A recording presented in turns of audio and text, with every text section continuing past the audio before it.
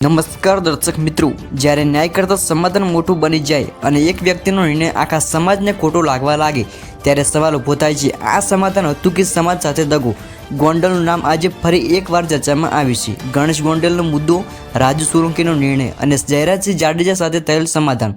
પણ શું સમાજ આ સમાધાન સ્વીકારવા તૈયાર છે? મુદ્દાની પૃષ્ઠભૂમિ: ગોંડલમાં થયેલ ગણેશ ગોંડલના મામલે શરૂઆતથી જ સમાજમાં ભારે રોષ જોવા મળ્યો હતો.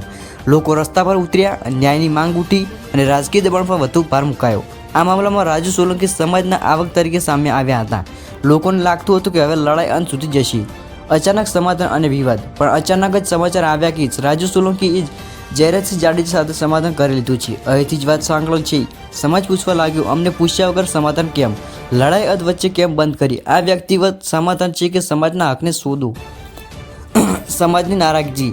સમાધાનની ખબર ફેલાતા જ ગોંડલ સહિત આસપાસના વિસ્તારોમાં સમાજમાં ભારે નારાજગી જોવા મળી હતી. અમે રસ્તા પર ઉતર્યા છીએ, અમે જોખમ લીધું છે અને અંતે નિર્ણય કોઈ બીજાએ લઈ લીધો છે. સોશિયલ મીડિયા પર પણ લોકોએ ખુલ્લેઆમ બોલવા લાગ્યા, આ સમાધાન અમને મંજૂર નથી. સમાજની લાગણી સાથે રમાય છે.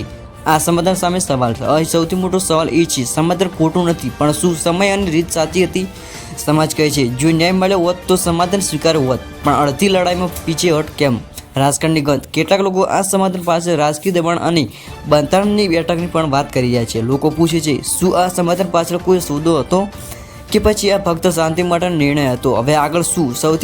સૌથી મહત્વની વાત એ છે કે સમાજ એક છે કે તૂટશે. જો સમાજનો વિશ્વાસ તૂટે તો આવતીકાલે પણ કોઈ લડત ઊભી કરવી જરૂરી છે. અંત પાવરફુલ ક્લોઝિંગ. આ મુદ્દો માત્ર એક સમાધાનનો નથી, આ સમાજનો વિશ્વાસનો મુદ્દો છે. સમાધાન થવું જોઈએ, પણ સમાજને સાથે લઈને, નહીં તો સવાલ હંમેશા જીવંત રહેશે. આ નિર્ણય કોના માટે હતો? તમારો મત કોમેન્ટમાં જરૂર જણાવજો. ગણેશ ગોંડલનો મુદ્દો ફક્ત એક વ્યક્તિનો ન હતો. આ મુદ્દો બન્યો સમાજના સ્વાભિમાનો, ન્યાયની લડતો અને ભવિષ્યની સુરક્ષાનો. એટલે જ સમાજ એક સાથે ઊભો રહ્યો છે. સમાજ માનતો હતો કે રાજુ સોલંકી સમાજનો આવક છે. તેમણે શરૂઆતમાં કડક ભાષા બોલી, મજબૂત સ્ટેન્ડ લીધો અને લોકોમાં આશા જગાવી. પણ અચાનક સમાધાનના સમાચાર આવ્યા. સમાધાન બાદ શું બદલાયું? સમાધાન પછી ગોંડલમાં ચૂપ્પી જોવા મળી. પણ આ ચૂપ્પી સ્વીકાર નથી, ડર નથી, આ નારાજગીની ચૂપ્પી છે. લોકો ખુલ્લેઆમ કહે છે, અમને પૂછ્યા વગર નિર્ણય કેમ લેવાયો? જય શ્રી રામ જાડેજા સાથે બેઠક સવાલો ઊભા કરે છે. સમાજ પૂછે છે, બેઠક ક્યારે થઈ? કોના દબાણમાં? શું સમાજના મુદ્દાઓ ટેબલ પર હતા?